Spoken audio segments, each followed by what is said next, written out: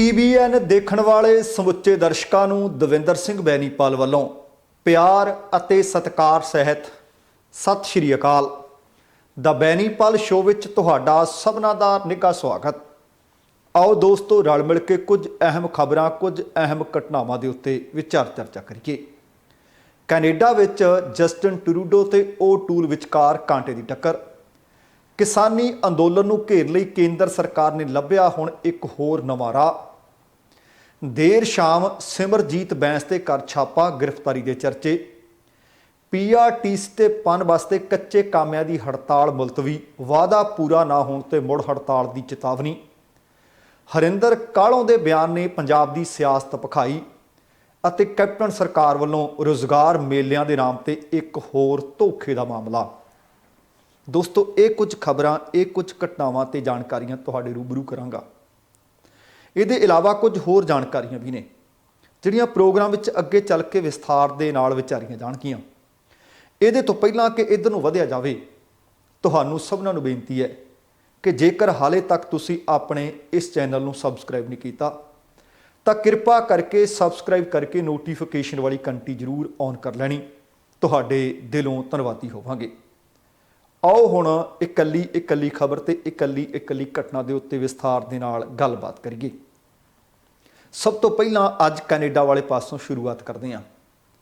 ਲਗਭਗ ਇੱਕ ਹਫ਼ਤੇ ਤੋਂ ਵੀ ਘੱਟ ਦਾ ਸਮਾਂ ਰਹਿੰਦਾ ਹੈ। ਕੈਨੇਡਾ ਦੇ ਵਿੱਚ ਲੋਕਾਂ ਨੇ ਆਪਣੀ ਮਰਜ਼ੀ ਦੀ ਸਰਕਾਰ ਤੇ ਆਪਣੀ ਮਰਜ਼ੀ ਦਾ ਨੁਮਾਇੰਦਾ ਚੁਣ ਕੇ ਓਟਵਾ ਦੇ ਵਿੱਚ ਪਾਰਲੀਮੈਂਟ ਮੈਂਬਰ ਬਣਾ ਕੇ ਭੇਜ ਦੇਣਾ ਹੈ। ਤੁਹਾਨੂੰ ਯਾਦ ਹੋਣਾ ਕਿ ਜਦੋਂ ਪਿਛਲੀਆਂ ਚੋਣਾਂ ਹੋਈਆਂ ਸੀ, ਜਸਟਿਨ ਟਰੂਡੋ ਦੀ ਅਗਵਾਈ ਦੇ ਵਿੱਚ ਸਰਕਾਰ ਤਾਂ ਬਣੀ, ਪਰ ਸਰਕਾਰ ਘੱਟ ਗਿਣਤੀ ਸੀ। ਲੋੜੀਂਦਾ ਬਹੁਮਤ ਕਿਸੇ ਵੀ ਪਾਰਟੀ ਨੂੰ ਨਹੀਂ ਸੀ ਮਿਲ ਸਕਿਆ। ਆਖਰਕਾਰ ਮੱਧਕਾਲੀ ਚੋਣਾਂ ਦਾ ਵਿਗਲ ਵੱਜਿਆ ਤੇ ਹੁਣ ਚੋਣ ਪ੍ਰਚਾਰ ਸਿਖਰਾਂ ਤੇ ਹੈ। ਉਹ ਟੂਲ ਭਾਵ ਕੰਜ਼ਰਵੇਟਿਵ ਪਾਰਟੀ ਵਾਲੇ ਆਪਣੇ ਚੋਣ ਵਾਅਦੇ ਕਰ ਰਹੇ ਨੇ। ਲਿਬਰਲ ਪਾਰਟੀ ਦੇ ਆਗੂ ਜਸਟਿਨ ਟਰੂਡੋ ਆਪਣੇ ਵਾਅਦੇ ਕਰ ਰਹੇ ਨੇ। ਕੱਲ੍ਹ ਉਹ ਬ੍ਰਿਟਿਸ਼ ਕੋਲੰਬੀਆ ਦੇ ਵਿੱਚ ਸੰਸਰੀ ਵਿੱਚ ਸੀ। ਇਸੇ ਤਰ੍ਹਾਂ ਜਗਮੀਤ ਸਿੰਘ ਤੇ ਬਾਕੀ ਪਾਰਟੀਆਂ ਵੀ ਆਪੋ ਆਪਣੇ ਚੋਣ ਵਾਅਦੇ ਕਰ ਰਹੀਆਂ ਨੇ। ਕਿਹਨੇ ਕਿਹਦੇ ਹੱਕ ਵਿੱਚ ਭੁਗਤਣਾ ਹੈ ਇਹ ਤੇ ਸਮੇਂ ਨੇ ਦੱਸਣਾ ਹੈ। 20 ਸਤੰਬਰ ਨੂੰ ਚੋਣਾਂ ਹੋ ਜਾਣੀਆਂ ਨੇ ਤੇ ਉਸੇ ਦੇਰ ਸ਼ਾਮ ਅਤੇ ਦੇਰ ਰਾਤ ਨਤੀਜੇ ਵੀ ਆ ਜਾਣੇ ਨੇ। ਹੁਣ ਇੱਕ ਸਰਵੇ ਆਇਆ। ਸਰਵੇ ਪਹਿਲਾਂ ਵੀ ਕਈ ਆ ਚੁੱਕੇ ਨੇ। ਸਮੇਂ ਤੇ ਵੱਖੋ ਵੱਖ ਸਰਵੇ ਆਉਂਦੇ ਰਹਿੰਦੇ ਨੇ। ਚੋਣਾਂ ਦੇ ਵਿੱਚ ਇੱਕ ਹਫ਼ਤੇ ਤੋਂ ਵੀ ਘੱਟ ਦਾ ਸਮਾਂ ਹੈ ਤੇ ਜਿਹੜਾ ਹੁਣ ਆਹ ਬਿਲਕੁਲ ਤਾਜ਼ਾ ਸਰਵੇ ਹੈ, ਉਹ ਤੋਂ ਇਹ ਪਤਾ ਲੱਗਦਾ ਹੈ ਕਿ ਲਿਬਰਲ ਪਾਰਟੀ ਦੇ ਆਗੂ ਜਸਟਿਨ ਟਰੂਡੋ ਅਤੇ ਕੰਜ਼ਰਵੇਟਿਵ ਪਾਰਟੀ ਦੇ ਲੀਡਰ ਓ-ਟੂਲ ਦੇ ਦਰਮਿਆਨ, ਭਾਵ ਲਿਬਰਲਾਂ ਅਤੇ ਕੰਜ਼ਰਵੇਟਿਵਾਂ ਦੇ ਵਿਚਕਾਰ ਕਾਂਟੇ ਦੀ ਟੱਕਰ ਚੱਲ ਰਹੀ ਹੈ। ਲੈਜਰ ਵੱਲੋਂ ਕਰਵਾਏ ਇੱਕ ਸਰਵੇ ਦੇ ਅਨੁਸਾਰ ਦੋਵਾਂ ਪਾਰਟੀਆਂ ਨੂੰ ਤੈਅਸ਼ੁਦਾ ਵੋਟਰਾਂ ਦਾ 32% ਸਮਰਥਨ ਹਾਸਲ ਹੈ, ਜਦੋਂ ਕਿ NDP ਨੂੰ ਲਗਭਗ 20% ਸਮਰਥਨ, ਭਾਵ ਉਹ ਤੀਸਰੇ ਸਥਾਨ ਤੇ ਚੱਲ ਰਹੇ ਨੇ। ਇਹੋ ਜਿਹਾ ਹੀ ਇੱਕ ਸਰਵੇਖਣ 2 ਹਫ਼ਤੇ ਪਹਿਲਾਂ ਵੀ ਆਇਆ ਸੀ। ਉਹਦੇ 'ਚ ਕੰਜ਼ਰਵੇਟਿਵ ਅੱਗੇ ਸਨ, ਦੂਸਰੇ ਨੰਬਰ ਤੇ ਲਿਬਰਲ ਸੀ ਤੇ ਤੀਸਰੇ ਤੇ NDP ਸੀ। ਪਰ ਹੁਣ ਲਿਬਰਲ ਨੇ ਆਪਣਾ ਗ੍ਰਾਫ ਵਧਾਇਆ ਤੇ ਕੰਜ਼ਰਵੇਟਿਵ ਦਾ ਘਟਿਆ। ਉਸ ਸਰਵੇ ਦੇ ਵਿੱਚ 34% ਕੰਜ਼ਰਵੇਟਿਵ ਲੋਕਾਂ ਦੀ ਹਮਾਇਤ ਨਾਲ ਪਹਿਲੇ ਨੰਬਰ ਤੇ ਚੱਲ ਰਹੇ ਸੀ। ਦੂਸਰੇ ਸਥਾਨ ਤੇ ਲਿਬਰਲ 30% ਤੇ ਸੀ, ਜਦੋਂ ਕਿ NDP ਨੂੰ ਉਸ ਵਕਤ 24% ਸਮਰਥਨ ਹਾਸਲ ਸੀ। ਹੁਣ NDP 24 ਤੋਂ ਘਟ ਕੇ 20 ਤੇ ਆ ਗਈ ਹੈ। 30 ਤੋਂ ਅੱਗੇ ਵੱਧ ਗਏ ਨੇ ਲਿਬਰਲ ਅਤੇ 34 ਤੋਂ ਪਿੱਛੇ ਆ ਗਏ ਨੇ ਕੰਜ਼ਰਵੇਟਿਵ। ਇਹ ਸਰਵੇ ਇੱਕ ਇੰਟਰਨੈਟ ਤੇ ਆਧਾਰਿਤ ਸਰਵੇ ਹੈ। ਹੁਣ ਇੱਕ ਦੂਸਰੇ ਦੇ ਉੱਤੇ ਨਿੱਜੀ ਹਮਲੇ ਤਾਂ ਨਹੀਂ ਕੀਤੇ ਜਾ ਰਹੇ, ਪਰ ਆਪੋ ਆਪਣੀਆਂ ਪਾਰਟੀਆਂ ਦੇ ਪਲੇਟਫਾਰਮ ਵੀ ਵੱਧ ਕੇ ਚੜ੍ਹ ਕੇ ਦੱਸੇ ਜਾ ਰਹੇ ਨੇ। ਪਰ ਜਸਟਿਨ ਟਰੂਡੋ ਹੋਰਾਂ ਨੇ ਆਖਿਆ ਕਿ ਜਿਹੜੇ ਇਸ ਵਕਤ ਐਂਟੀ ਵੈਕਸੀਨ ਮੂਵਮੈਂਟ ਚੱਲ ਰਹੀ ਹੈ, ਉਹਦੇ ਵਿੱਚ ਓ-ਟੂਲ ਦੇ ਬਹੁਤ ਸਾਰੇ ਹਮਾਇਤੀ ਨੇ। ਤੇ ਨਾਲ ਉਹ ਇਹ ਵੀ ਆਖ ਰਹੇ ਨੇ ਕਿ ਜਗਮੀਤ ਸਿੰਘ ਦੀ ਜਿਹੜੀ ਪਾਲਿਸੀ ਹੈ, ਕਿਉਂਕਿ ਇਸ ਵਕਤ ਬਹੁਤ ਵੱਡਾ ਮੁੱਦਾ ਹੈ ਵਾਤਾਵਰਣ ਦਾ ਮੁੱਦਾ, ਰੱਖ ਰਖਾਅ ਦਾ ਮੁੱਦਾ, ਉਹ ਕਹਿੰਦੇ ਜਿਹੜੀ ਉਹਦੀ ਪਾਲਿਸੀ ਆ ਉਹਨੂੰ ਤਾਂ ਮਾਹਰਾਂ ਨੇ ਬਿਲਕੁਲ ਨਖਿੱਧ ਕਰਾਰ ਦਿੱਤਾ ਹੈ। ਹੁਣ ਵੇਖਣਾ ਹੋਏਗਾ ਕਿ ਕੀ ਸੰਪੂਰਨ ਬਹੁਮਤ ਕੈਨੇਡੀਅਨ ਵੋਟਰ ਕਿਸੇ ਨੂੰ ਦਿੰਦੇ ਨੇ ਜਾਂ ਨਹੀਂ ਦਿੰਦੇ। ਪਿਛਲੇ 4 ਦਿਨ ਲਗਭਗ 4 ਦਿਨ ਐਡਵਾਂਸ ਪੋਲਿੰਗ ਸੀ ਜਿਹੜੀ ਉਹ ਹੋ ਚੁੱਕੀ ਹੈ। ਉਹਦੇ ਵਿੱਚ ਲਗਭਗ 1.3 ਮਿਲੀਅਨ ਲੋਕਾਂ ਨੇ ਆਪਣੇ ਵੋਟ ਦਾ ਇਸਤੇਮਾਲ ਐਡਵਾਂਸ ਵਿੱਚ ਕਰ ਦਿੱਤਾ ਹੈ। ਤੇ ਹੁਣ 20 ਸਤੰਬਰ ਨੂੰ ਚੋਣਾਂ ਹੋਣਗੀਆਂ। ਵੇਖਦੇ ਹਾਂ ਕਿ ਕੈਨੇਡੀਅਨ ਵੋਟਰ ਕਿਹਦੇ ਹੱਕ ਵਿੱਚ ਭੁਗਤਦੇ ਨੇ। ਤੇ ਅਗਲੀ ਜਿਹੜੀ ਖਬਰ ਹੈ ਉਹ ਕਿਸਾਨੀ ਅੰਦੋਲਨ ਦੇ ਨਾਲ ਜੁੜੀ ਖਬਰ ਹੈ। ਸਮੇਂ-ਸਮੇਂ ਤੇ ਹੱਲੇ ਵੀ ਹੁੰਦੇ ਰਹੇ ਨੇ, ਕੇਸ ਵੀ ਦਰਜ ਹੁੰਦੇ ਰਹੇ ਨੇ, ਪਰ ਹੁਣ ਪਤਾ ਲੱਗ ਰਿਹਾ ਹੈ ਕਿ ਕੇਂਦਰ ਸਰਕਾਰ ਦੇ ਤਿੰਨੇ ਖੇਤੀ ਕਾਨੂੰਨਾਂ ਦੇ ਖਿਲਾਫ ਜਿਹੜੇ ਕਿਸਾਨ ਅੰਦੋਲਨ ਕਰ ਰਹੇ ਨੇ, ਸੰਘਰਸ਼ ਕਰ ਰਹੇ ਨੇ, ਪਹਿਲੀ ਗੱਲ ਤੇ ਉਹਨਾਂ ਨੂੰ ਉੱਥੇ ਬਹੁਤ ਵੱਡੀਆਂ ਤੇ ਮੁਸ਼ਕਲਾਂ ਦਾ ਸਾਹਮਣਾ ਕਰਨਾ, ਪਰੇਸ਼ਾਨੀਆਂ ਵੱਡੀਆਂ ਨੇ। ਉਹਨਾਂ ਨੂੰ ਵੀ ਪਰੇਸ਼ਾਨੀਆਂ ਦਾ ਸਾਹਮਣਾ ਕਰਨਾ ਪੈ ਰਿਹਾ, ਪਰ ਕੁਝ ਕਹਿੰਦੇ ਲੋਕਾਂ ਨੂੰ ਵੀ ਪਰੇਸ਼ਾਨੀਆਂ ਦਾ ਸਾਹਮਣਾ ਕਰਨਾ ਪੈ ਰਿਹਾ ਹੈ। ਦੱਸਿਆ ਜਾ ਰਿਹਾ ਹੈ ਕਿ ਇਹ ਕਿਸਾਨ ਮੁੱਖ ਸੜਕਾਂ ਤੇ ਡੇਰੇ ਲਾਈ ਬੈਠੇ ਹੈ, ਜਿਸ ਕਾਰਨ ਬਹੁਤ ਸਾਰੇ ਲੋਕ ਨੇ ਜਿਨ੍ਹਾਂ ਨੂੰ ਬਹੁਤ ਲੰਬਾ ਸਮਾਂ ਉੱਥੋਂ ਦੀ ਲੰਘਣ ਵਾਸਤੇ ਵਿਅਰਥ ਕਮਾਉਣਾ ਪੈਂਦਾ ਹੈ। ਉਹਨਾਂ ਦਾ ਕਹਿਣਾ ਹੈ ਕਿ ਸਾਨੂੰ ਮੁਸ਼ਕਲਾਂ ਆ ਰਹੀਆਂ ਨੇ, ਭਾਵੇਂ ਉਹਨਾਂ ਦਾ ਕਹਿਣਾ ਹੈ, ਭਾਵੇਂ ਉਹਨਾਂ ਤੋਂ ਕਹਾਇਆ ਜਾਂਦਾ ਹੈ। ਹੁਣ ਇਸ ਮੁਸ਼ਕਲ ਨੂੰ ਲੈ ਕੇ ਰਾਸ਼ਟਰੀ ਮਨੁੱਖੀ ਅਧਿਕਾਰ ਕਮਿਸ਼ਨ ਕੋਲ ਸ਼ਿਕਾਇਤ ਗਈ ਤੇ ਉਹ ਸਖਤ ਹੋਇਆ ਦੱਸਿਆ ਜਾ ਰਿਹਾ ਹੈ। ਇਸ ਕਮਿਸ਼ਨ ਨੇ ਦਿੱਲੀ ਨੂੰ, ਹਰਿਆਣਾ ਨੂੰ, ਰਾਜਸਥਾਨ ਨੂੰ ਅਤੇ ਯੂਪੀ ਦੀਆਂ ਸਰਕਾਰਾਂ ਨੂੰ ਨੋਟਿਸ ਜਾਰੀ ਕੀਤਾ ਹੈ ਅਤੇ ਕਿਸਾਨ ਪ੍ਰਦਰਸ਼ਨ ਜਿਹੜਾ ਚੱਲ ਰਿਹਾ ਇਹਦੀ ਰਿਪੋਰਟ ਵਿਸਥਾਰ ਤੋਂ ਉਹਨਾਂ ਤੋਂ ਮੰਗ ਲਈ ਹੈ। ਇਹਦੇ 'ਚ ਕਿਸਾਨਾਂ ਦੇ ਪ੍ਰਦਰਸ਼ਨ ਦੀ ਵਜ੍ਹਾ ਕਰਕੇ ਆਵਾਜਾਈ ਠੱਪ ਹੋਣ ਦੇ ਕਾਰਨ ਲੋਕਾਂ ਨੂੰ ਉਚੇਚੇ ਤੌਰ ਤੇ ਜਿਹੜੀ ਪਰੇਸ਼ਾਨੀ ਦਾ ਸਾਹਮਣਾ ਕਰਨਾ ਪੈ ਰਿਹਾ ਉਹਦਾ ਜ਼ਿਕਰ ਜ਼ਰੂਰ ਹੈ। ਕਮਿਸ਼ਨ ਨੇ, ਜਿਸ ਤਰ੍ਹਾਂ ਮੈਂ ਦੱਸ ਰਿਹਾ, ਦਿੱਲੀ ਨੂੰ, ਹਰਿਆਣਾ ਨੂੰ, ਰਾਜਸਥਾਨ ਤੇ ਯੂਪੀ ਦੇ ਮੁੱਖ ਸਕੱਤਰਾਂ ਦੇ ਨਾਮ ਇਹ ਨੋਟਿਸ ਜਾਰੀ ਕੀਤਾ ਹੈ ਅਤੇ ਆਖਿਆ ਹੈ ਕਿ ਕਾਰਵਾਈ ਦੀ ਰਿਪੋਰਟ ਹੈ ਨਾ ਜਿਹੜੀ ਸਾਡੇ ਕੋਲ ਪੇਸ਼ ਕਰੋ। ਕਿਸਾਨ ਅੰਦੋਲਨ ਦੇ ਕਾਰਨ ਲੋਕਾਂ ਨੂੰ ਆਪਣੀ ਮੰਜ਼ਿਲ ਤੱਕ ਪਹੁੰਚਣ ਲਈ ਜਾਂ ਤਾਂ ਲੰਬੀ ਦੂਰੀ ਤੈਅ ਕਰਨੀ ਪੈਂਦੀ ਹੈ ਜਾਂ ਸਮਾਂ ਵੱਧ ਲਾਉਣਾ ਪੈ ਰਿਹਾ ਹੈ। ਇਹਦੇ ਨਾਲ ਹੀ ਸਰਹੱਦਾਂ ਤੇ ਬੈਰੀਕੇਡ ਲਾਏ ਹੋਏ ਨੇ। ਰਾਸ਼ਟਰੀ ਮਨੁੱਖੀ ਅਧਿਕਾਰ ਕਮਿਸ਼ਨ ਦੇ ਮੁਤਾਬਕ ਉਹਨਾਂ ਨੂੰ ਸ਼ਿਕਾਇਤ ਮਿਲੀ ਹੈ ਕਿ ਇਹਨਾਂ ਸੂਬਿਆਂ ਦੇ ਵਿੱਚ ਚੱਲ ਰਹੇ ਕਿਸਾਨ ਅੰਦੋਲਨ ਦੇ ਕਾਰਨ 9000 ਤੋਂ ਵੱਧ ਉਦਯੋਗ ਬੰਦ ਹੋ ਚੁੱਕੇ ਨੇ।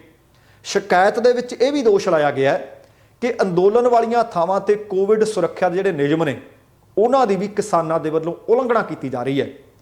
ਕਮਿਸ਼ਨ ਨੇ ਬਿਆਨ ਵਿੱਚ ਕਿਹਾ ਕਿ ਕਿਸਾਨ ਅੰਦੋਲਨ ਕਾਰਨ ਪੈ ਰਹੇ ਵੱਖੋ-ਵੱਖ ਮਾੜੇ ਪ੍ਰਭਾਵਾਂ ਦੇ ਸਬੰਧ ਦੇ ਵਿੱਚ ਕੌਮੀ ਆਫਤ ਪ੍ਰਬੰਧਨ ਅਥਾਰਟੀ, ਕੇਂਦਰੀ ਗ੍ਰਹਿ ਅਤੇ ਸਿਹਤ ਮੰਤਰਾਲਾ ਵੀ ਰਿਪੋਰਟ ਦੇਵੇ।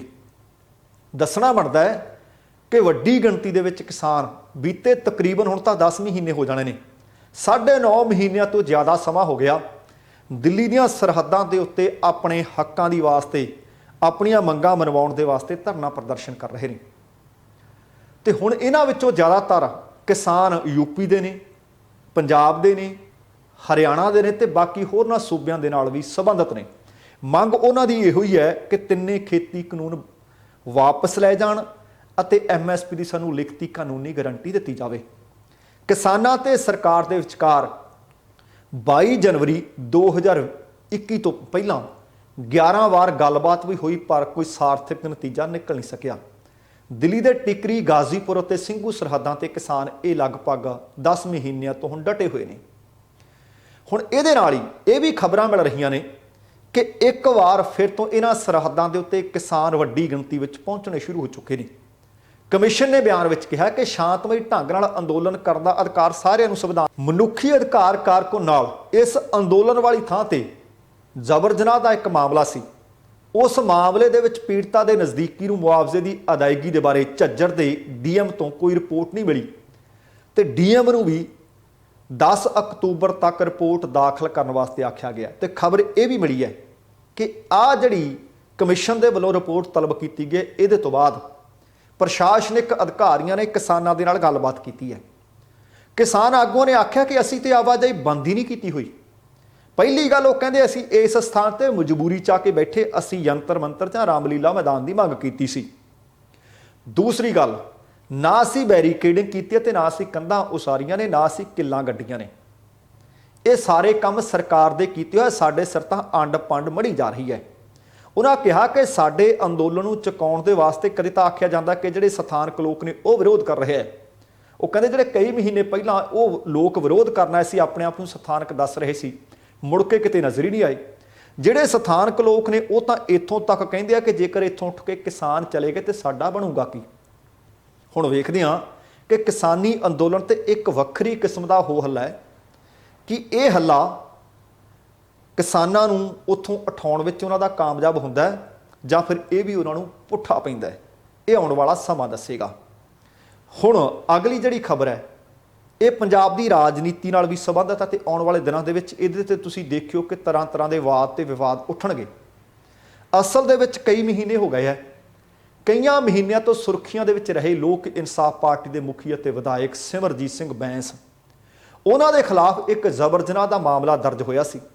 ਪਤਾ ਲੱਗਾ ਕਿ ਲੁਧਿਆਣਾ ਪੁਲਿਸ ਦੇਰ ਸ਼ਾਮ ਉਹਨਾਂ ਦੇ ਦਫ਼ਤਰ ਪੁੱਜੀ ਅਤੇ ਉਹਨਾਂ ਨੇ ਪੜਤਾਲ ਕੀਤੀ ਤੇ ਆਲਾ ਅਧਿਕਾਰੀ ਪਹੁੰਚੇ ਹੋਏ ਸੀ। ਆਲਾ ਅਧਿਕਾਰੀਆਂ ਦੀ ਅਗਵਾਈ ਦੇ ਵਿੱਚ ਪੁਲਿਸ ਪਾਰਟੀ ਜਿਹੜੀ ਪਹੁੰਚੀ, ਉਹਨਾਂ ਨੇ ਵਿਧਾਇਕ ਸਿਮਰਜੀਤ ਸਿੰਘ ਬੈਂਸ ਦੇ ਦਫ਼ਤਰ ਦੇ ਵਿੱਚ ਜਾ ਕੇ ਪੁੱਛ ਪੜਤਾਲ ਕੀਤੀ ਅਤੇ ਉਹਨਾਂ ਦੇ ਨਾਲ ਸਿਮਰਜੀਤ ਬੈਂਸ ਦੇ ਖਿਲਾਫ ਜਬਰ ਜਨਾਹ ਦੇ ਦੋਸ਼ ਲਗਾਉਣ ਵਾਲੀ ਪੀੜਤ ਔਰਤ ਵੀ ਸੀ। ਲੁਧਿਆਣਾ ਦੀ ਰਹਿਣ ਵਾਲੀ ਇੱਕ ਔਰਤ ਦੇ ਵੱਲੋਂ, ਸ਼ਾਇਦ ਤੁਹਾਨੂੰ ਯਾਦ ਹੋਵੇ ਕਿ ਸਿਮਰਜੀਤ ਬੈਂਸ ਤੇ ਇਸ ਤਰ੍ਹਾਂ ਦੇ ਦੋਸ਼ ਲਗਾਏ ਗਏ ਸੀ। ਉਹਦੇ ਤੋਂ ਪਿੱਛੋਂ ਬੈਂਸ ਦੇ ਖਿਲਾਫ ਅਦਾਲਤੀ ਹੁਕਮਾਂ ਤੇ ਆਖਰਕਾਰ ਪੁਲਿਸ ਨੇ ਇੱਕ ਪਰਚਾ ਦਰਜ ਕਰ ਲਿਆ ਸੀ। ਪਰ ਹੁਣ ਉਹ ਪਰਚਾ ਦਰਜ ਕੀਤਿਆਂ ਨੂੰ ਵੀ ਕਾਫੀ ਸਮਾਂ ਹੋ ਗਿਆ ਹੈ। ਪਹਿਲਾਂ ਸ਼੍ਰੋਮਣੀ ਅਕਾਲੀ ਦਲ ਤੇ ਯੂਥ ਅਕਾਲੀ ਦਲ ਦੇ ਵਰਕਰਾਂ ਨੇ ਇਸ ਮਾਮਲੇ ਨੂੰ ਕਾਫੀ ਤੂਲ ਦੇ ਕੇ ਰੱਖੀ ਕਿ ਗ੍ਰਿਫਤਾਰੀ ਕਰਵਾ ਕੇ ਹੀ ਦਮ ਲਵਾਂਗੇ, ਪਰ ਆਖਰਕਾਰ ਮਸਲਾ ਇਹ ਠੰਡੇ ਵਸਤੇ 'ਚ ਪੈ ਗਿਆ। ਮੰਗਲਵਾਰ ਦੀ ਦੇਰ ਸ਼ਾਮ ਪਤਾ ਲੱਗਿਆ ਕਿ ਅਚਾਨਕ ਪੁਲਿਸ ਪਾਰਟੀ ਦੇ ਵੱਲੋਂ ਬੈਂਸ ਦੇ ਦਫ਼ਤਰ ਦੇ ਵਿੱਚ ਜਾ ਕੇ ਉਸ ਦੇ ਕਮਰੇ ਦੀ ਪੜਤਾਲ ਕੀਤੀ ਗਈ, ਜਿਸ ਕਮਰੇ ਦਾ ਪੀੜਤ ਔਰਤ ਦੇ ਵੱਲੋਂ ਹਵਾਲਾ ਵਾਰ-ਵਾਰ ਦਿੱਤਾ ਗਿਆ ਸੀ। ਪੀੜਤਾ ਦੇ ਮੁਤਾਬਕ ਉਸ ਦਾ ਕੰਮ ਕਰਵਾਉਣ ਬਦਲੇ ਦਫ਼ਤਰ ਦੇ ਵਿੱਚ ਸੱਦ ਕੇ ਉਸ ਨੂੰ ਛੋਟੇ ਜਿਹੇ ਉਸ ਕਮਰੇ ਵਿੱਚ ਲਿਜਾ ਕੇ ਉਸ ਨੂੰ ਜਬਰ ਜਨਾਹ ਤੱਕ ਪਹੁੰਚਾ ਦਿੱਤਾ ਗਿਆ ਸੀ। ਜਾਣਕਾਰੀ ਦੇ ਮੁਤਾਬਕ ਪੁਲਿਸ ਨੇ ਬੈਂਸ ਦੇ ਦਫ਼ਤਰ ਦੇ ਇਲਾਵਾ ਪਰਚੇ ਵਿੱਚ ਨਾਮਜ਼ਦ ਕੀਤੀ ਗਈ ਇੱਕ ਹੋਰ ਔਰਤ ਜਸਵੀਰ ਕੌਰ ਦੇ ਘਰ ਜਾ ਕੇ ਵੀ ਜਾਂਚ ਪੜਤਾਲ ਕੀਤੀ। ਦੱਸਣਾ ਬਣਦਾ ਕਿ ਜਿਹੜੀ ਵਾਇਰਲ ਆਡੀਓ ਹੋਈ ਸੀ, ਪੀੜਤਾ ਦੇ ਨਾਲ ਜਸਵੀਰ ਕੌਰ ਨੇ ਗੱਲਬਾਤ ਕਰਦਿਆਂ ਬੈਂਸ ਦੇ ਦਫ਼ਤਰ ਜਾਣ ਦਾ ਦਬਾਅ ਬਣਾਇਆ ਸੀ। ਕਈ ਵਾਰ ਭਾਬੀ ਸ਼ਬਦ ਦਾ ਉਸ ਦੇ ਵਿੱਚ ਜ਼ਿਕਰ ਹੋਇਆ ਸੀ। ਹੁਣ ਉਸ ਔਰਤ ਦੇ ਘਰ ਵੀ ਪੁਲਿਸ ਪਹੁੰਚੀ ਅਤੇ ਨਾਲ ਸਿਮਰਜੀਤ ਬੈਂਸ ਤੇ ਵੀ ਛਾਪੇਮਾਰੀ ਕੀਤੀ ਗਈ ਹੈ। ਖਬਰਾਂ ਦਾ ਬਾਜ਼ਾਰ ਇਹ ਵੀ ਗਰਮ ਰਿਹਾ ਕਿ ਬੈਂਸ ਦੀ ਗ੍ਰਿਫਤਾਰੀ ਹੋ ਗਈ ਹੈ, ਪਰ ਨਾ ਬੈਂਸ ਦੇ ਵੱਲੋਂ ਨਾ ਪੰਜਾਬ ਪੁਲਿਸ ਦੇ ਵੱਲੋਂ ਇਸ ਤਰ੍ਹਾਂ ਦਾ ਹਾਲੇ ਤੱਕ ਕੋਈ ਵੀ ਪ੍ਰਤੀਕਿਰਿਆ ਜਾਂ ਕੋਈ ਸਪਸ਼ਟੀਕਰਨ ਦਿੱਤਾ ਨਹੀਂ ਗਿਆ ਕਿ ਸਿਰਫ ਅਸੀਂ ਜਾਂਚ ਪੜਤਾਲ ਦੇ ਇਰਾਦੇ ਨਾਲ ਛਾਪੇਮਾਰੀ ਕੀਤੀ ਹੈ ਜਾਂ ਸਿਮਰਜੀਤ ਬੈਂਸ ਦੀ ਗ੍ਰਿਫਤਾਰੀ ਹੋ ਗਈ ਹੈ। ਵੇਖਦੇ ਹਾਂ ਕਿ ਆਉਣ ਵਾਲੇ ਦਿਨਾਂ ਦੇ ਵਿੱਚ ਇਸ ਮਸਲੇ ਦੇ ਵਿੱਚ ਕਿਹੜੀ ਅਪਡੇਟ ਮਿਲਦੀ ਹੈ। ਪਰ ਅਗਲੀ ਖਬਰ ਹੈ, ਇਹ ਕੱਚੇ ਮੁਲਾਜ਼ਮਾਂ ਦੇ ਨਾਲ ਸੰਬੰਧਿਤ ਹੈ ਤੇ ਇਹ ਕੱਚੇ ਮੁਲਾਜ਼ਮ ਪੀਆਰਟੀਸੀ ਤੇ ਪਨ ਵਾਸਤੇ ਜਿਹੜੇ ਕੰਟਰੈਕਟ ਦੇ ਤੌਰ ਤੇ ਭਾਵ ਠੇਕੇ ਤੇ ਭਰਤੀ ਕੀਤੇ ਗਏ ਸੀ, ਬੀਤੇ ਕਈ ਦਿਨ ਤੋਂ ਇਹ ਹੜਤਾਲ ਤੇ ਸਨ। ਪਤਾ ਲੱਗਿਆ ਕਿ ਕੰਟਰੈਕਟ ਵਰਕਰ ਯੂਨੀਅਨ ਦੇ ਸੂਬਾਈ ਪੱਧਰ ਦੇ ਆਗੂਆਂ ਦੇ ਨਾਲ ਮਿੰਨੀ ਸਕੱਤਰੇਤ ਚੰਡੀਗੜ੍ਹ ਦੇ ਵਿੱਚ ਪੰਜਾਬ ਦੇ ਮੁੱਖ ਮੰਤਰੀ ਕੈਪਟਨ ਅਮਰਿੰਦਰ ਸਿੰਘ ਦੇ ਖਾਸ ਮਖਾਸ ਓਐਸਡੀ ਸੰਦੀਪ ਸਿੰਘ ਸੰਧੂ ਦੇ ਨਾਲ ਮੁਲਾਕਾਤ ਕਰਨ ਤੋਂ ਬਾਅਦ ਜਿਹੜੀ ਤਨਖਾਹ ਉਹਨਾਂ ਨੂੰ ਇਸ ਵਕਤ ਮਿਲ ਰਹੀ ਹੈ, ਉਹਦੇ ਵਿੱਚ 30% ਵਾਧਾ ਕਰਨ ਅਤੇ 15 ਦਿਨਾਂ ਦੇ ਅੰਦਰ ਅੰਦਰ ਕੱਚੇ ਮੁਲਾਜ਼ਮਾਂ ਨੂੰ ਪੱਕਿਆਂ ਕਰ ਦੇਣ ਦਾ ਭਰੋਸਾ ਦਿੱਤਾ ਗਿਆ। ਇਸ ਭਰੋਸੇ ਤੋਂ ਬਾਅਦ ਯੂਨੀਅਨ ਦੇ ਸੱਦੇ ਤੇ ਜਿਹੜੀ 6 ਸਤੰਬਰ ਤੋਂ ਲਗਾਤਾਰ ਹੜਤਾਲ ਚੱਲ ਰਹੀ ਸੀ, ਸੂਬਾ ਪੱਧਰੀ ਹੜਤਾਲ ਸੀ, ਅਣਮਿੱਥੇ ਸਮੇਂ ਲਈ ਕੀਤੀ ਗਈ ਸੀ। ਫਿਰ 15 ਦਿਨਾਂ ਦੇ ਵਾਸਤੇ ਉਹ ਭਰੋਸਾ ਮਿਲਣ ਤੋਂ ਬਾਅਦ ਮੁਲਤਵੀ ਕਰ ਦਿੱਤੀ ਗਈ ਹੈ। ਦੱਸਣਾ ਬਣਦਾ ਕਿ ਇਹ ਫੈਸਲਾ ਮੁੱਖ ਮੰਤਰੀ ਕੈਪਟਨ ਅਮਰਿੰਦਰ ਸਿੰਘ ਤੇ ਸੰਦੀਪ ਸਿੰਘ ਸੰਧੂ ਦੇ ਦਰਮਿਆਨ ਯੂਨੀਅਨ ਆਗੂਆਂ ਦੀਆਂ ਮੰਗਾਂ ਤੇ ਜਿਹੜਾ ਇੱਕ ਫੈਸਲਾ ਕੀਤਾ ਗਿਆ, ਟੈਲੀਫੋਨ ਤੇ ਗੱਲਬਾਤ ਕੀਤੀ ਗਈ, ਉਹਦੇ ਤੋਂ ਬਾਅਦ ਲਿਆ ਗਿਆ। ਇਸ ਗੱਲ ਦੀ ਜਾਣਕਾਰੀ ਸੂਬਾਈ ਪੱਧਰ ਤੇ ਕੁਝ ਸਥਾਨਕ ਪੱਧਰ ਦੇ ਰੋਡਵੇਜ਼, ਜਿਹੜੇ ਪੰਜਾਬ ਰੋਡਵੇਜ਼ ਹੈ ਤੇ ਪਨ ਵਾਸਤੇ ਆਗੂ ਨੇ ਬਲਜੀਤ ਸਿੰਘ, ਉਹਨਾਂ ਦੇ ਵੱਲੋਂ ਦਿੱਤੀ ਗਈ। ਇਹ ਖਬਰ ਜਿਉਂ ਹੀ ਰੋਡਵੇਜ਼ ਤੇ ਪਨ ਵਾਸਤੇ ਡਿਪੂਆਂ ਤੱਕ ਪਹੁੰਚੀ, ਮੁਲਾਜ਼ਮਾਂ ਨੂੰ ਮਿਲੀ ਤਾਂ ਖੁਸ਼ੀ ਵੀ ਸੀ, ਤਸੱਲੀ ਵੀ ਸੀ। ਉਹਨਾਂ ਨੇ ਆਪਣੀ ਇਸ ਖਬਰ ਦੇ ਉੱਤੇ ਸੰਤੁਸ਼ਟੀ ਦਾ ਇਜ਼ਹਾਰ ਕਰਦਿਆਂ ਕਿਹਾ ਕਿ ਸਾਨੂੰ ਵੱਡੀ ਰਾਹਤ ਵੀ ਮਿਲੀ ਹੈ ਤੇ ਯੂਨੀਅਨ ਦੀ ਜਿੱਤ ਵੀ ਹੈ। ਮੈਂ ਇੱਕ ਵਾਰੀ ਫੇਰ ਦੱਸ ਦਿਆਂ ਕਿ 6 ਸਤੰਬਰ ਤੋਂ ਅਣਮਿੱਥੇ ਸਮੇਂ ਦੀ ਇਹ ਹੜਤਾਲ ਚੱਲ ਰਹੀ ਸੀ। ਪੰਜਾਬ ਰੋਡਵੇਜ਼ ਤੇ ਪਨ ਬੱਸ ਦੀਆਂ ਸੈਂਕੜੇ ਬੱਸਾਂ ਬਿਲਕੁਲ ਠੱਪ ਹੋਈਆਂ ਸੀ, ਚੱਕਾ ਜਾਮ ਹੋਇਆ ਸੀ ਅਤੇ ਅੱਜ ਬੁੱਧਵਾਰ ਤੋਂ ਉਹ ਆਪਣੇ ਆਪਣੇ ਰੂਟਾਂ ਤੇ ਦੌੜਦੀਆਂ ਨਜ਼ਰ ਆ ਸਕਦੀਆਂ ਨੇ। ਲੋਕ ਵੀ ਖੱਜਲ ਹੋ ਰਹੇ ਸੀ, ਸਵਾਰੀਆਂ ਨੂੰ ਵੀ ਰਾਹਤ ਮਿਲੇਗੀ। ਤੇ ਹੁਣ ਜਦੋਂ ਪਤਾ ਲੱਗਿਆ ਕਿ 15 ਸਤੰਬਰ ਬੁੱਧਵਾਰ ਨੂੰ ਸਵੇਰੇ 9 ਵਜੇ ਪਹਿਲਾਂ ਸਮੁੱਚੇ ਮੁਲਾਜ਼ਮਾਂ ਦੀ ਗੇਟ ਦੇ ਉੱਤੇ ਮੀਟਿੰਗ ਹੋਏਗੀ, ਫਿਰ ਵੱਖ-ਵੱਖ ਰੂਟਾਂ ਦੇ ਉੱਤੇ ਜਿਸ ਤਰ੍ਹਾਂ ਪਹਿਲਾਂ ਬੱਸਾਂ ਚੱਲਦੀਆਂ ਸੀ ਉਸ ਤਰ੍ਹਾਂ ਬੱਸਾਂ ਚਲਾ ਦਿੱਤੀਆਂ ਜਾਣਗੀਆਂ। ਹੁਣ ਇਹਦੇ ਨਾਲ ਇੱਕ ਚੇਤਾਵਨੀ ਵੀ ਦਿੱਤੀ ਗਈ ਹੈ ਕਿ ਦੇਖੋ, ਮੁੱਖ ਮੰਤਰੀ ਕੈਪਟਨ ਅਮਰਿੰਦਰ ਸਿੰਘ ਵੱਲੋਂ ਵਿਸ਼ਵਾਸ ਦਿਵਾਇਆ ਗਿਆ ਹੈ ਕਿ ਯੂਨੀਅਨ ਦੇ ਵੱਲੋਂ 30 ਸਤੰਬਰ ਤੱਕ ਇਸ ਵਿਸ਼ਵਾਸ ਤੋਂ ਬਾਅਦ ਆਪਣੀ ਹੜਤਾਲ ਮੁਲਤਵੀ ਕਰ ਦਿੱਤੀ ਗਈ ਹੈ। ਪਰ ਨਾਲ ਚੇਤਾਵਨੀ ਕੀ ਹੈ ਕਿ ਤੁਸੀਂ ਸਾਨੂੰ ਆਖਿਆ ਕਿ 2 ਹਫ਼ਤਿਆਂ ਦੇ ਵਿੱਚ ਭਾਵ 15 ਦਿਨਾਂ ਦੇ ਅੰਦਰ ਅੰਦਰ ਸਰਕਾਰ ਆਪਣੇ ਵਾਅਦੇ ਪੂਰੇ ਕਰੂ। ਜੇ ਕੀਤੇ ਵਾਅਦਿਆਂ ਨੂੰ ਅਮਲੀ ਜਾਮਾ ਨਾ ਪਹਿਨਾਇਆ ਤਾਂ ਯੂਨੀਅਨ ਦੇ ਮੋਹਰੀ ਆਗੂਆਂ ਦੇ ਵੱਲੋਂ ਪਹਿਲਾਂ ਤੈਅ ਕੀਤੀ ਗਈ ਰਣਨੀਤੀ ਦੇ ਤਹਿਤ ਇਸ ਕਾਰਵਾਈ ਨੂੰ ਅੱਗੇ ਤੋੜ ਦਿੱਤਾ ਜਾਏਗਾ। ਉਹਨਾਂ ਨੇ ਆਖਿਆ ਕਿ ਅਣਮਿੱਥੇ ਸਮੇਂ ਦੀ ਹੜਤਾਲ ਅਸੀਂ ਮੁਲਤਵੀ ਕੀਤੀ ਹੈ। ਸਾਡਾ ਮਕਸਦ ਨਾ ਸਵਾਰੀਆਂ ਨੂੰ ਖੱਜਲ ਕਰਨਾ ਸੀ, ਨਾ ਸਰਕਾਰੀ ਖਜ਼ਾਨੇ ਨੂੰ ਨੁਕਸਾਨ ਪਹੁੰਚਾਉਣਾ ਸੀ, ਪਰ ਸਾਡਾ ਮਕਸਦ ਸੀ ਕੱਚੇ ਕਾਮਿਆਂ ਨੂੰ ਪੱਕੇ ਕਰਵਾਉਣਾ। ਲੰਬੇ ਸਮੇਂ ਤੋਂ ਜਿਹੜੀਆਂ ਮੰਗਾਂ ਸਾਡੀਆਂ ਲਟਕ ਰਹੀਆਂ ਸੀ, ਭਖਦੇ ਜਿਹੜੇ ਸਾਡੇ ਮਸਲੇ ਸੀ, ਉਹਨਾਂ ਵੱਲ ਸਰਕਾਰ ਦਾ ਧਿਆਨ ਦਿਵਾਉਣਾ ਸੀ। ਤੇ ਇਸ ਮੀਟਿੰਗ ਤੋਂ ਬਾਅਦ ਸਾਨੂੰ ਕੁਝ ਆਸ, ਕੁਝ ਕਿਰਨ ਜਾਗੀ ਹੈ। ਸੋ ਕੱਚੇ ਮੁਲਾਜ਼ਮ ਨੇ ਜਿਹੜੇ, ਉਹਨਾਂ ਦੇ ਵਿੱਚ ਖੁਸ਼ੀ ਦੀ ਲਹਿਰ ਹੈ ਕਿ ਚਲੋ ਮੀਟਿੰਗ ਤੋਂ ਬਾਅਦ ਇਹ ਆਖ ਦਿੱਤਾ ਗਿਆ ਕਿ ਪੱਕੇ ਵੀ ਕਰ ਦਿੱਤਾ ਜਾਊ ਅਤੇ ਉਹਨਾਂ ਦੀਆਂ ਤਨਖਾਹਾਂ ਦੇ ਵਿੱਚ 30% ਵਾਧਾ ਵੀ ਕਰ ਦਿੱਤਾ ਜਾਊ।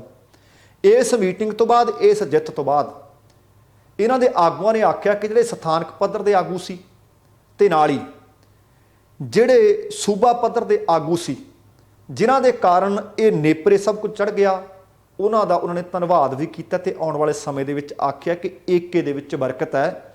ਜੇਕਰ ਅਸੀਂ ਹੜਤਾਲ ਤੇ ਨਾ ਜਾਂਦੇ, ਸਰਕਾਰ ਨੂੰ ਆਪਣੀ ਗੱਲ ਨਾ ਦੱਸਦੇ, ਤਾਂ ਸ਼ਾਇਦ ਅੱਜ ਸਾਡੀਆਂ ਇਹ ਮੰਗਾਂ ਨਾ ਮੰਨੀਆਂ ਜਾਂਦੀਆਂ। ਆਹ ਜਿਹੜੀ ਅਗਲੀ ਖਬਰ ਹੈ, ਸੱਚਮੁੱਚ ਇਸ ਖਬਰ ਨੇ ਤਾਂ ਪੰਜਾਬ ਦੀ ਰਾਜਨੀਤੀ ਦੇ ਵਿੱਚ, ਰਾਜਨੀਤਿਕ ਗਲਿਆਰਿਆਂ ਦੇ ਵਿੱਚ ਤੇ ਆਮ ਲੋਕਾਂ ਦੇ ਵਿੱਚ ਗੁੱਸੇ ਦੀ ਲਹਿਰ ਪੈਦਾ ਕਰ ਦਿੱਤੀ ਹੈ। ਪੰਜਾਬ ਦੀ ਸਿਆਸਤ ਵੀ ਇਸ ਖਬਰ ਨੇ ਭਖਾ ਦਿੱਤੀ ਹੈ। ਭਾਰਤੀ ਜਨਤਾ ਪਾਰਟੀ ਨੇ ਨਵਾਂ ਨਿਯੁਕਤ ਕੀਤਾ ਆਪਣਾ ਸੂਬਾਈ ਬੁਲਾਰਾ, ਐਡਵੋਕੇਟ ਹਰਿੰਦਰ ਸਿੰਘ ਕਾਹਲੋਂ।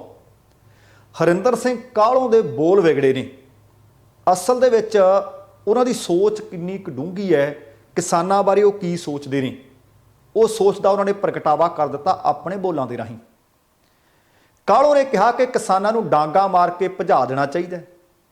ਉਹਨਾਂ ਦੇ ਇਸ ਬਿਆਨ ਤੋਂ ਬਾਅਦ ਪੰਜਾਬ ਦੀ ਸਿਆਸਤ ਭੱਕ ਗਈ ਹੈ। ਸ਼੍ਰੋਮਣੀ ਅਕਾਲੀ ਦਲ ਨੇ ਵੀ, ਕਾਂਗਰਸ ਨੇ ਵੀ, ਭਾਜਪਾ ਦੇ ਵੀ, ਇੱਥੋਂ ਤੱਕ ਕਿ ਕਈ ਆਗੂਆਂ ਨੇ ਉਹਨਾਂ ਦੇ ਇਸ ਬਿਆਨ ਦੀ ਨਿਖੇਧੀ ਕੀਤੀ ਹੈ। ਸ਼ਾਇਦ ਤੁਹਾਨੂੰ ਯਾਦ ਹੋਵੇ ਕਿ ਕਾਹਲੋਂ ਭਾਜਪਾ ਦੇ ਸੂਬਾਈ ਬੁਲਾਰੇ ਨਿਯੁਕਤ ਕੀਤੇ ਗਏ ਹੈ। ਉਹਨਾਂ ਦੀ ਨਿਯੁਕਤੀ ਤੋਂ ਬਾਅਦ ਉਹਨਾਂ ਦੇ ਸਵਾਗਤ ਲਈ ਜਲੰਧਰ ਦੇ ਸ਼ੀਤਲਾ ਮੰਦਿਰ ਵਿਚਲੇ ਪਾਰਟੀ ਦਫ਼ਤਰ ਦੇ ਵਿੱਚ ਇੱਕ ਸਮਾਗਮ ਰੱਖਿਆ ਗਿਆ ਸੀ। ਉਸੇ ਸਮਾਗਮ ਨੂੰ ਉਹ ਸੰਬੋਧਨ ਕਰ ਰਹੇ ਸੀ। ਸੰਬੋਧਨ ਕਰਦੇ ਕਰਦੇ ਕਾਹਲੋਂ ਨੇ ਆਖਿਆ ਕਿ ਇਹ ਤਾਂ ਮੋਦੀ ਹੈ ਜਿਹੜੇ ਉੱਪਰ ਬੈਠੇ ਹੈ, ਜਿਹੜੇ ਤੁਹਾਡੇ ਨਾਲ ਪਿਆਰ ਕਰੀ ਜਾ ਰਹੇ ਨੇ। ਜੇ ਬਦਕਿਸਮਤੀ ਨਾਲ ਮੇਰੇ ਵਰਗੇ ਦਿਮਾਗ ਵਾਲਾ ਬੰਦਾ ਉੱਪਰ ਬੈਠਾ ਹੁੰਦਾ ਤਾਂ ਹੁਣ ਤਾਂ ਹੀ ਤੁਹਾਨੂੰ ਡਾਂਗਾ ਮਾਰ ਕੇ ਭਜਾ ਦੇਣਾ ਸੀ ਜਾਂ ਜੇਲ੍ਹਾਂ ਦੇ ਵਿੱਚ ਡੱਕ ਦੇਣਾ ਸੀ। ਉਹ ਕਹਿੰਦੇ ਇਹਨਾਂ ਦਾ ਹਾਲ ਹੁਣ ਇਹੀ ਕਰਨਾ ਪੈਣਾ ਹੈ। ਅੱਜ ਆਪਣੇ ਪ੍ਰੋਗਰਾਮ ਪੰਜਾਬ ਬੋਲਦਾ ਦੇ ਵਿੱਚ ਜਦੋਂ ਇਸ ਖਬਰ ਦੇ ਬਾਬਤ ਮੈਂ ਤੁਹਾਡੇ ਨਾਲ ਸਾਂਝ ਪਾਈ ਸੀ, ਤੁਹਾਡੇ ਵਿੱਚੋਂ ਵੀ ਲਗਭਗ ਸਾਰੇ ਦਰਸ਼ਕਾਂ ਨੇ ਕਾਹਲੋਂ ਦੇ ਇਸ ਬਿਆਨ ਦੀ ਸਖਤ ਨਿੰਦਿਆ ਤੇ ਨੁਕਤਾਚੀਨੀ ਕੀਤੀ ਸੀ। ਇਸੇ ਤਰ੍ਹਾਂ ਜਾਗਦਾ ਪੰਜਾਬ ਅਤੇ ਭਾਜਪਾ ਦੇ ਸਾਬਕਾ ਬੁਲਾਰੇ ਰਾਕੇਸ਼ ਸ਼ਾਂਤੀ ਦੂਤ ਨੇ ਕਾਹਲੋਂ ਦੇ ਬਿਆਨ ਦੀ ਨਿੰਦਿਆ ਕੀਤੀ ਹੈ। ਉਹਨਾਂ ਕਿਹਾ ਕਿ ਕਿਸਾਨ ਅੰਦੋਲਨ ਦੀ ਆੜ ਹੇਠ ਸਿਆਸੀ ਪਾਰਟੀਆਂ ਆਪੋ ਆਪਣਾ ਲਾਹਾ ਲੈਣਾ ਚਾਹੁੰਦੀਆਂ ਨੇ ਤੇ ਇਸ ਤਰ੍ਹਾਂ ਦੀ ਬਿਆਨਬਾਜ਼ੀ ਕਰਕੇ ਪੰਜਾਬ ਦੇ ਸਮਾਜਿਕ ਤਾਣੇ ਬਾਣੇ ਤੇ ਜਿਹੜੇ ਪ੍ਰਭਾਵ ਪੈਣ ਵਾਲੇ ਨੇ ਉਹਨਾਂ ਨੂੰ ਵੇਖਿਆ ਜਾ ਸਕਦਾ ਹੈ ਕਿ ਕੀ ਕੀਤਾ ਜਾ ਰਿਹਾ ਹੈ। ਉਹ ਕਹਿੰਦੇ ਕਿ ਇਸ ਤਰ੍ਹਾਂ ਦੀ ਬਿਆਨਬਾਜ਼ੀ ਕਿਸੇ ਵੀ ਪਾਰਟੀ ਵੱਲੋਂ ਬਿਲਕੁਲ ਹੋਣੀ ਨਹੀਂ ਚਾਹੀਦੀ। ਇਸੇ ਤਰ੍ਹਾਂ ਕਾਂਗਰਸ ਦੇ ਰਾਜਕੁਮਾਰ ਵੇਰਕਾ ਨੇ ਕਿਹਾ ਕਿ ਅਜਿਹੀ ਤਲਖ ਟਿੱਪਣੀ ਕਰਨੀ ਭਾਜਪਾ ਲੀਡਰਸ਼ਿਪ ਨੂੰ ਸ਼ੋਭਾ ਨਹੀਂ ਦਿੰਦੀ। ਅਕਾਲੀ ਦਲ ਦੇ ਆਗੂ ਪ੍ਰੇਮ ਸਿੰਘ ਚੰਦੂ ਮਾਜਰਾ ਨੇ ਕਾਹਲੋਂ ਦੀ ਟਿੱਪਣੀ ਤੇ ਆਖਿਆ ਕਿ ਉਹਨਾਂ ਵੱਲੋਂ ਦਿੱਤਾ ਬਿਆਨ ਇੱਕ ਡੂੰਘੀ ਸਾਜ਼ਿਸ਼ ਦਾ ਹਿੱਸਾ ਹੈ। ਉਹਨਾਂ ਇੱਥੋਂ ਤੱਕ ਆਖ ਦਿੱਤਾ ਕਿ ਅਜਿਹੀ ਬਿਆਨਬਾਜ਼ੀ ਦੇ ਨਾਲ ਭਾਜਪਾ ਦਰਅਸਲ ਪੰਜਾਬ ਨੂੰ ਰਾਸ਼ਟਰਪਤੀ ਰਾਜ ਵੱਲ ਧੱਕਣ ਦੀਆਂ ਕੋਸ਼ਿਸ਼ਾਂ ਕਰ ਰਹੀ ਹੈ। ਭਾਜਪਾ ਦੀ ਆਗੂ ਨੇ ਸੁਰਜੀਤ ਜਿਆਣੀ, ਉਹ ਕਹਿੰਦੇ ਪਹਿਲੀ ਗੱਲ, ਇਸ ਤਰ੍ਹਾਂ ਦੇ ਬਿਆਨ ਕਦੇ ਕਿਸੇ ਨੂੰ ਦੇਣੇ ਨਹੀਂ ਚਾਹੀਦੇ। ਮੈਂ ਨਿੰਦਿਆ ਕਰਦਾ ਤਾਂ ਜੋ ਭਾਈਚਾਰਾ ਕਾਇਮ ਰਹੇ। ਉਹਨਾਂ ਕਿਹਾ ਕਿ ਜੇਕਰ ਇਸ ਤਰ੍ਹਾਂ ਦਾ ਕਿਸੇ ਨੇ ਬਿਆਨ ਦਿੱਤਾ ਤਾਂ ਗਲਤ ਹੈ। ਉਹਨਾਂ ਕਿਹਾ ਕਿ ਕਿਸਾਨ ਅੰਦੋਲਨ ਤਾਂ ਖਤਮ ਹੋ ਜਾਣਾ ਹੈ, ਕਿਸਾਨਾਂ ਨੇ ਵੀ ਤੇ ਅਸੀਂ ਵੀ ਇੱਥੇ ਹੀ ਰਹਿਣਾ ਤੇ ਇਸੇ ਹੀ ਭਾਈਚਾਰੇ ਵਿੱਚ ਰਹਿਣਾ। ਪਰ ਮੈਂ ਦੱਸ ਦਿਆਂ ਕਿ ਜਿਹੜੇ ਇਸ ਵਿਵਾਦਤ ਬਿਆਨ ਦੇ ਉੱਤੇ ਟਿੱਪਣੀ ਕਰ ਰਹੇ ਨੇ ਸੁਰਜੀਤ ਜਿਆਣੀ, ਘੱਟ ਕਦੀ ਇਹਨਾਂ ਨੇ ਵੀ ਨਹੀਂ ਕੀਤੀ। ਮੈਨੂੰ ਲੱਗਦਾ ਕਿ ਕਾਹਲੋਂ ਸਿੱਖ ਵੀ ਹੈ, ਦੇਖਣ ਨੂੰ ਦਸਤਾਰਧਾਰੀ ਵੀ ਹੈ, ਪਰ ਅੰਦਰ ਕੀ ਬੈਠਾ ਉਹਦੇ, ਇਹ ਹੁਣ ਮੈਨੂੰ ਦੱਸਣ ਦੀ ਜ਼ਰੂਰਤ ਨਹੀਂ। ਮੈਨੂੰ ਲੱਗਦਾ ਕਾਹਲੋਂ ਨੇ ਆਖਿਆ ਕਿ ਮੈਨੂੰ ਤਾਂ ਹੁਣ ਬੁਲਾਰਾ ਨਿਯੁਕਤ ਕਰ ਦਿੱਤਾ। ਸਾਰੀ ਮੀਡੀਆ ਦੀ ਕਵਰੇਜ ਤਾਂ ਹਰਜੀਤ ਗਰੇਵਾਲ ਲਿਜਾਈ ਜਾਂਦਾ ਹੈ। ਗਰੇਵਾਲ ਤੋਂ ਕਾਹਲੋਂ ਵੱਡਾ ਬਣਨ ਦੇ ਚੱਕਰ ਦੇ ਵਿੱਚ ਸ਼ਾਇਦ ਲੋਕਾਂ ਦੇ ਨਿਸ਼ਾਨੇ ਤੇ ਆ ਗਿਆ ਹੈ। ਪਰ ਮੈਂ ਦੱਸ ਦਿਆਂ ਕਿ ਇਹ ਟਿੱਪਣੀਆਂ ਹਰਿਆਣੇ ਦੇ ਕੁਝ ਭਾਜਪਾ ਆਗੂਆਂ ਨੇ, ਪੰਜਾਬ ਦੇ ਬਹੁਤ ਸਾਰੇ ਆਗੂਆਂ ਨੇ ਅਤੇ ਇੱਥੋਂ ਤੱਕ ਕਿ ਕੇਂਦਰ ਦੇ ਵਿੱਚ ਬੈਠੇ ਬਹੁਤ ਸਾਰੇ ਭਾਜਪਾ ਆਗੂਆਂ ਨੇ ਕੀਤੀਆਂ ਨੇ। ਇੱਥੇ ਮੈਂ ਦੱਸਣਾ ਚਾਹੁੰਦਾ ਕਿ ਕਦੇ ਕੁਝ ਆਖਦੇ ਨੇ, ਕਦੇ ਕੁਝ ਆਖਦੇ ਨੇ। ਇਹਦੇ ਵਿੱਚ ਕਸਰ ਭਾਜਪਾ ਦੇ ਬਹੁਤ ਸਾਰੇ ਲੀਡਰਾਂ ਨੇ ਕੋਈ ਨਹੀਂ ਛੱਡੀ। ਉਹਨਾਂ ਵਿੱਚ ਕੁਝ ਆਗੂ ਪੰਜਾਬ ਦੇ ਵੀ ਨੇ, ਭਾਵੇਂ ਉਹ 'ਚ ਹਰਜੀਤ ਗਰੇਵਾਲ ਹੋਵੇ, ਭਾਵੇਂ ਉਹ 'ਚ ਸੁਰਜੀਤ ਜਿਆਣੀ ਹੋਵੇ। ਇਸੇ ਤਰ੍ਹਾਂ ਹਰਿਆਣਾ ਦਾ ਅਨਿਲ ਵਿਜ ਹੋਵੇ ਜਾਂ ਮਨੋਹਰ ਲਾਲ ਖੱਟੜ ਹੋਵੇ, ਉੱਪਰ ਬੈਠੀ ਮੀਨਾਕਸ਼ੀ ਲੇਖੀ ਹੋਵੇ, ਜਾਂ ਯੂਪੀ ਦੇ ਕੁਝ ਭਾਜਪਾ ਵਿਧਾਇਕ ਹੋਣ ਜਾਂ ਸੰਸਦ ਮੈਂਬਰ ਹੋਣ, ਇੱਥੋਂ ਤੱਕ ਕਿ ਕੇਂਦਰ ਦੀ ਵਜ਼ਾਰਤ ਵਿੱਚ ਬੈਠੇ ਭਾਜਪਾ ਦੇ ਕੁਝ ਆਗੂ ਸਮੇਂ-ਸਮੇਂ ਤੇ ਇਸ ਤਰ੍ਹਾਂ ਦੀਆਂ ਕਿਸਾਨਾਂ ਪ੍ਰਤੀ ਭੱਦੀਆਂ ਟਿੱਪਣੀਆਂ ਕਰਦੇ ਰਹੇ ਹੈ। ਕਦੇ ਮਵਾਲੀ ਕਹਿੰਦੇ ਆ, ਕਦੇ ਗੁੰਡੇ ਕਹਿੰਦੇ ਆ, ਕਦੇ ਖਾਲਿਸਤਾਨੀ ਕਹਿੰਦੇ ਆ, ਕਦੇ ਟੁਕੜੇ ਗੈਂਗ ਕਹਿੰਦੇ ਆ, ਕਦੇ ਗਲੀ ਦੇ ਕੀੜੇ ਵੀ ਕਹਿੰਦੇ ਆ। ਸਮੇਂ-ਸਮੇਂ ਤੇ ਕਸਰ ਕਿਸੇ ਨੇ ਕੋਈ ਨਹੀਂ ਛੱਡੀ। ਪਰ ਹੁਣ ਇਹ ਜਿਹੜੀਆਂ ਟਿੱਪਣੀਆਂ ਨੇ, ਇਹਨਾਂ ਦੇ ਉੱਤੇ ਕਿਸਾਨ ਆਗੂ ਬਲਵੀਰ ਸਿੰਘ ਰਾਜੇਵਾਲ ਨੇ ਵੀ ਆਪਣੇ ਗੁੱਸੇ ਦਾ ਪ੍ਰਗਟਾਵਾ ਕੀਤਾ ਹੈ। ਰਾਜੇਵਾਲ ਸਾਹਿਬ ਕਹਿੰਦੇ ਭਾਜਪਾ ਦੇ ਵਿੱਚ ਸ਼ਾਮਲ ਹੋਏ ਨੇ ਸਿੱਖ ਸਟੂਡੈਂਟ ਫੈਡਰੇਸ਼ਨ ਦੇ ਸਾਬਕਾ ਪ੍ਰਧਾਨ ਹਰਿੰਦਰ ਸਿੰਘ ਕਾਲੋਂ, ਜਿਹੜੀ ਉਹਨਾਂ ਨੇ ਕਿਸਾਨਾਂ ਪ੍ਰਤੀ ਅਭੱਦੀ ਟਿੱਪਣੀ ਕੀਤੀ ਹੈ। ਉਹਨਾਂ ਨੂੰ ਕਹਿੰਦੇ ਸਬਕ ਸਿਖਾਉਣਾ ਪਊ। ਇਸ ਤਰ੍ਹਾਂ ਦੇ ਕਹਿੰਦੇ ਸੀ 36 ਦੇਖਿਆ ਜਿਸ ਤਰ੍ਹਾਂ ਦਾ ਕਾਲੋਂ ਹੈ, ਅਸੀਂ ਕਿਸਾਨਾਂ ਦਾ ਅਪਮਾਨ ਸਹਿਣ ਨਹੀਂ ਕਰ ਸਕਦੇ। ਇਹਨੂੰ ਕਹਿੰਦੇ ਇਸ ਤਰ੍ਹਾਂ ਦਾ ਸਬਕ ਸਿਖਾਵਾਂਗੇ ਕਿ ਕਾਲੋਂ ਦੀ ਨਾਨੀ ਚੇਤੇ ਕਰਾ ਦਿਆਂਗੇ। ਮੈਂ ਦੱਸਦੇ ਹਾਂ ਕਿ ਮੈਨੂੰ ਲੱਗਦਾ ਕਿ ਆਉਣ ਵਾਲੇ ਦਿਨਾਂ ਦੇ ਵਿੱਚ ਜਿਸ ਤਰ੍ਹਾਂ ਬੀਤੇ ਦਿਨਾਂ ਤੋਂ ਕੈਪਟਨ ਅਮਰਿੰਦਰ ਸਿੰਘ ਦੇ ਬਿਆਨ ਦਾ ਤਿੱਖਾ ਨੋਟਿਸ ਲਿਆ ਜਾ ਰਿਹਾ ਹੈ, ਉਸੇ ਤਰੀਕੇ ਨਾਲ ਪੰਜਾਬ ਦੀਆਂ ਕਿਸਾਨ ਜਥੇਬੰਦੀਆਂ, 32 ਦੀਆਂ 32 ਕਿਸਾਨ ਜਥੇਬੰਦੀਆਂ ਤੇ ਆਮ ਲੋਕ ਜਿਹੜੇ ਕਿਸਾਨ ਹਤੈਸ਼ੀ ਨੇ, ਹਰਿੰਦਰ ਸਿੰਘ ਕਾਲੋਂ ਦੇ ਇਸ ਬਿਆਨ ਦਾ ਸਖਤ ਨੋਟਿਸ ਲੈਣਗੀਆਂ ਕਿ ਕਿਸਾਨਾਂ ਵਾਸਤੇ ਡਾਂਗਾਂ ਤੇ ਤੁਹਾਡੇ ਵਾਸਤੇ ਕਿਸਾਨ ਅੰਨ ਪੈਦਾ ਕਰੇ, ਤੁਹਾਡੇ ਵਾਸਤੇ ਜਿਹੜਾ ਕੱਪੜਾ ਲੀੜਾ ਪਾਉਂਦੇ ਆ ਆਪਣੇ ਖੇਤਾਂ ਦੇ ਵਿੱਚ ਕਾਟਨ ਪੈਦਾ ਕਰੇ। ਤੁਸੀਂ ਜਿਹੜੇ 버ਗਰ ਪੀਜ਼ੇ ਖਾਂਦੇ ਹੋ, ਇਹ ਕਿਸਾਨਾਂ ਦੇ ਖੇਤਾਂ ਵਿੱਚ ਉਗਾਏ ਅੰਨ ਤੋਂ, ਅਨਾਜ ਤੋਂ ਪੈਦਾ ਹੁੰਦੇ ਨੇ। ਆਓ ਜਿਹੜੀ ਅਗਲੀ ਖਬਰ ਹੈ ਕਿ ਕੈਪਟਨ ਸਰਕਾਰ ਇੱਕ ਵਾਰੀ ਇਹ ਫਿਰ ਦੱਸਣਾ ਚਾਹੁੰਦੀ ਹੈ ਕਿ ਸਮਾਂ ਭਾਵੇਂ ਥੋੜਾ ਰਹਿੰਦਾ, ਇਸ ਦਾ ਘਰ ਘਰ ਰੁਜ਼ਗਾਰ ਦੇਣ ਦੀ ਕਵਾਇਦ ਨੂੰ ਅੱਗੇ ਵਧਾ ਰਹੇ ਹਾਂ। 2017 ਦੀ ਚੋਣ ਤੋਂ ਪਹਿਲਾਂ ਕੈਪਟਨ ਅਮਰਿੰਦਰ ਸਿੰਘ ਨੇ ਇਹ ਵਾਅਦਾ ਕੀਤਾ ਸੀ ਪੰਜਾਬ ਦੇ ਲੋਕਾਂ ਨਾਲ ਕਿ ਘਰ ਘਰ ਰੁਜ਼ਗਾਰ ਦਿੱਤਾ ਜਾਏਗਾ। ਲੋਕ ਘਰ ਘਰ ਸਰਕਾਰੀ ਨੌਕਰੀ ਸੋਚ ਬੈਠੇ। ਹੁਣ ਰੁਜ਼ਗਾਰ ਮੇਲੇ ਲਾਏ ਜਾ ਰਹੇ ਨੇ। ਰੁਜ਼ਗਾਰ ਮੇਲਿਆਂ ਦੇ ਵਿੱਚ ਹੀ ਪਤਾ ਲੱਗਿਆ ਕਿ ਮੋਗਾ ਜ਼ਿਲ੍ਹਾ ਰੁਜ਼ਗਾਰ ਵਿਭਾਗ ਦੇ ਵੱਲੋਂ ਕਾਰੋਬਾਰ ਵਿਭਾਗ ਦੇ ਨਾਲ ਮਿਲ ਕੇ ਪ੍ਰਸ਼ਾਸਨ ਦੇ ਸਹਿਯੋਗ ਨਾਲ ਬਾਘਾ ਪੁਰਾਣਾ BDPO ਦਫ਼ਤਰ ਦੇ ਵਿੱਚ ਇੱਕ ਰੁਜ਼ਗਾਰ ਮੇਲੇ ਦਾ ਪ੍ਰਬੰਧ ਕੀਤਾ ਗਿਆ। ਇਹ ਮੈਗਾ ਰੁਜ਼ਗਾਰ ਮੇਲਾ ਨੌਜਵਾਨਾਂ ਲਈ ਮਜ਼ਾਕ ਸਾਬਤ ਹੋਇਆ, ਵਰਦਾਨ ਨਹੀਂ। ਇਸ ਦੌਰਾਨ ਬਹੁਤ ਸਾਰੇ ਬੇਰੁਜ਼ਗਾਰ ਨੌਜਵਾਨ ਤੇ ਮੁਟਿਆਰਾਂ ਪਹੁੰਚੀਆਂ ਤੇ 16 ਕੰਪਨੀਆਂ ਦੀ ਉੱਥੇ ਸੂਚੀ ਲਾਈ ਗਈ ਸੀ ਬੋਰਡ ਦੇ ਉੱਤੇ ਕਿ ਇਹ ਕੰਪਨੀਆਂ ਭਾਈ ਤੁਹਾਨੂੰ ਰੁਜ਼ਗਾਰ ਦੇਣ ਵਾਸਤੇ ਆਉਣਗੀਆਂ। ਪਰ ਖਬਰ ਮਿਲ ਰਹੀ ਹੈ ਕਿ ਜਿਹੜੇ ਨੌਜਵਾਨ ਤੇ ਮੁਟਿਆਰਾਂ ਇਸ ਮੈਗਾ ਮੇਲੇ ਦੇ ਵਿੱਚ ਰੁਜ਼ਗਾਰ ਦੀ ਤਲਾਸ਼ ਦੇ ਵਿੱਚ ਗਏ, ਉਹਨਾਂ ਬੇਰੁਜ਼ਗਾਰਾਂ ਕੋਲੋਂ ਸਿਖਲਾਈ ਦੇ ਨਾਂ ਤੇ, ਸਿਖਲਾਈ ਦੇ ਨਾਲ ਵਰਦੀ ਦੇ ਨਾਂ ਤੇ 5-5 ਹਜ਼ਾਰ ਰੁਪਏ ਇਸ ਮੈਗਾ ਰੁਜ਼ਗਾਰ ਮੇਲੇ ਵਿੱਚ ਮੰਗ ਲਏ ਗਏ। ਇਸ ਮੇਲੇ ਦਾ ਉਦਘਾਟਨ ਕੀਤਾ ਵਿਧਾਇਕ ਦਰਸ਼ਨ ਸਿੰਘ ਬਰਾੜ ਨੇ। ਵੱਡੀ ਗਿਣਤੀ ਦੇ ਵਿੱਚ ਬੇਰੁਜ਼ਗਾਰ ਨੌਜਵਾਨ ਤੇ ਮੁਟਿਆਰਾਂ ਪਹੁੰਚੇ। ਆਖਰਕਾਰ ਨੌਜਵਾਨ ਤੇ ਮੁਟਿਆਰਾਂ ਅੱਕ ਥੱਕ ਕੇ ਆਪੋ ਆਪਣੇ ਘਰਾਂ ਨੂੰ ਪਰਤ ਰਹੇ ਸੀ, ਮੁੜ ਰਹੇ ਸੀ। ਪਰ ਉਹਨਾਂ ਨੇ ਜਾਣ ਤੋਂ ਪਹਿਲਾਂ ਦੱਸਿਆ ਕਿ ਇੱਕ ਕੰਪਨੀ ਨੇ ਉਹਨਾਂ ਕੋਲੋਂ 15 ਦਿਨਾਂ ਦੀ ਸਿਖਲਾਈ ਕੋਰਸ ਦੀ ਵਰਦੀ ਦੇ, ਇਹ ਦੋਵਾਂ ਚੀਜ਼ਾਂ ਦੇ 5-5 ਹਜ਼ਾਰ ਰੁਪਏ ਜਮ੍ਹਾਂ ਕਰਵਾਉਣ ਵਾਸਤੇ ਆਖਿਆ। ਪਰ ਕਹਿੰਦੇ ਸਾਨੂੰ ਜਦੋਂ ਇਹ ਪੇਸ਼ਕਸ਼ ਉਹਨਾਂ ਦਿੱਤੀ, ਅਸੀਂ ਮੌਕੇ ਤੇ ਠੁਕਰਾ ਦਿੱਤੀ ਤੇ ਨਾਲ ਗਿਲਾ ਵੀ ਕੀਤਾ ਕਿ ਅਸੀਂ ਆਪਣੇ ਦੂਰ ਦਰਾਡੇ ਪਿੰਡਾਂ ਤੇ ਸ਼ਹਿਰਾਂ ਦੇ ਵਿੱਚੋਂ ਸਰਕਾਰੀ ਨੌਕਰੀ ਦੀ ਆਸ ਨਾਲ ਆਏ ਸਾਂ। ਸਾਡੇ ਕੰਨਾਂ ਦੇ ਵਿੱਚ ਕੈਪਟਨ ਅਮਰਿੰਦਰ ਸਿੰਘ ਦੇ ਉਹ ਬੋਲ ਗੂੰਜ ਰਹੇ ਸੀ, ਘਰ ਘਰ ਰੁਜ਼ਗਾਰ, ਤੇ ਅਸੀਂ ਉਸ ਰੁਜ਼ਗਾਰ ਦੀ ਪ੍ਰਾਪਤੀ ਕਰਨ ਦੇ ਵਾਸਤੇ ਅੱਜ ਇਸ ਮੈਗਾ ਰੁਜ਼ਗਾਰ ਮੇਲੇ ਵਿੱਚ ਆਏ ਸੀ। ਪਰ ਕਹਿੰਦੇ ਪ੍ਰਾਈਵੇਟ ਕੰਪਨੀਆਂ ਸਾਡੇ ਨਾਲ ਧੱਕਾ ਕਰ ਰਹੀਆਂ ਨੇ।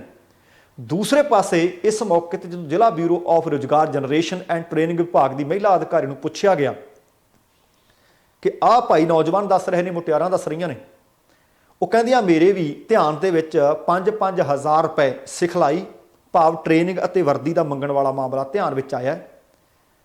ਪਰ ਕਹਿੰਦੇ ਇਸ ਦੇ ਬਾਬਤ ਪਹਿਲਾਂ ਵਿਭਾਗ ਨੂੰ ਕੋਈ ਜਾਣਕਾਰੀ ਕਿਸੇ ਵੀ ਕੰਪਨੀ ਨੇ ਦਿੱਤੀ ਨਹੀਂ ਸੀ, ਪਰ ਅੱਗੇ ਤੋਂ ਇਸ ਮਸਲੇ ਦਾ ਧਿਆਨ ਰੱਖਾਂਗੇ। ਹੁਣ ਪਹਿਲਾਂ ਹੀ ਉਹ ਬੇਰੁਜ਼ਗਾਰ ਨੇ। ਸਰਕਾਰ ਉਹਨਾਂ ਨਾਲ ਵਾਅਦੇ ਵੀ ਕਰ ਚੁੱਕੀ ਹੈ, ਦਾਅਵੇ ਵੀ ਕਰ ਚੁੱਕੀ ਹੈ ਕਿ ਇਸ ਦਾ ਰੁਜ਼ਗਾਰ ਬਹੁਤ ਸਾਰੇ ਲੱਖਾਂ ਨੌਜਵਾਨਾਂ ਤੇ ਮੁਟਿਆਰਾਂ ਨੂੰ ਦੇ ਦਿੱਤਾ ਹੈ।